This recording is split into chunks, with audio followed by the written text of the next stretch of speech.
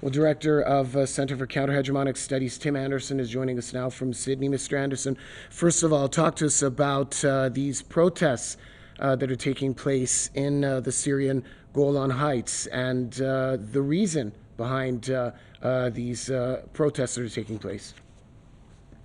Thank you. Yes, well, the mainly Druze Syrian population of the Jolan have maintained their Syrian identity and their rejection of theft of their land for more than 50 years now.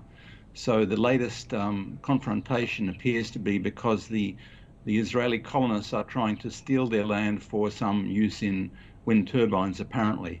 And the religious authority there, which has great influence amongst the Druze community, is saying, stay on your land and maintain your land in face of the aggression by the colonizers. So they are a very staunch, very united community, and I imagine they're not going to be pushed off easily. Mr. Anderson, let's talk about the issue of the illegal annexation of the Golan Heights by the Israelis. Talk to us about where that stands in the international community. There are some reports that are stating that the population of Israelis in that area is also increasing as time goes by. What can you tell us about where that stands in the international community and under international law?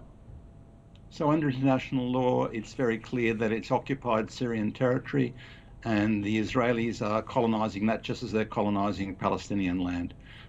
It's very clear in international law, and even the US recognizes that, although we've seen in recent times, of course, the Israelis themselves have tried to internally legitimize it in some sort of way, as though an apartheid state could legitimize anything.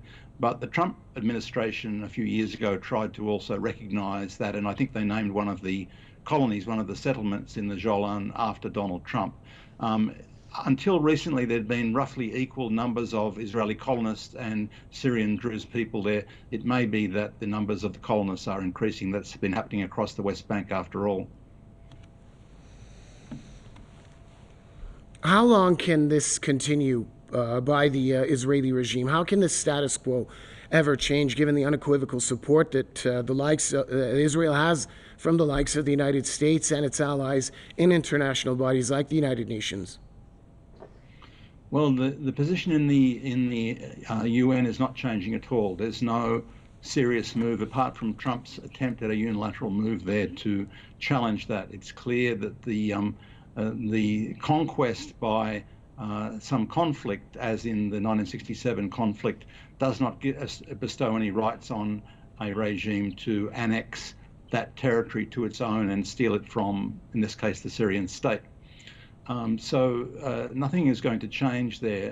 The only thing that's going to change is if and when the conflict that the Israelis and the US have fomented in Syria dies down and there's a very strong coalition on the borders, the Syrians may find themselves in a position to reclaim that territory. So that's what's going to be the resolution. The only legitimate international resolution is the reclaiming by the Syrians of that Syrian territory, which is virtually unanimously recognized in the international community. All right, thanks a lot, Mr. Anderson. Tim Anderson, Director of Center for Counter-Hegemonic Studies, joining us from Sydney.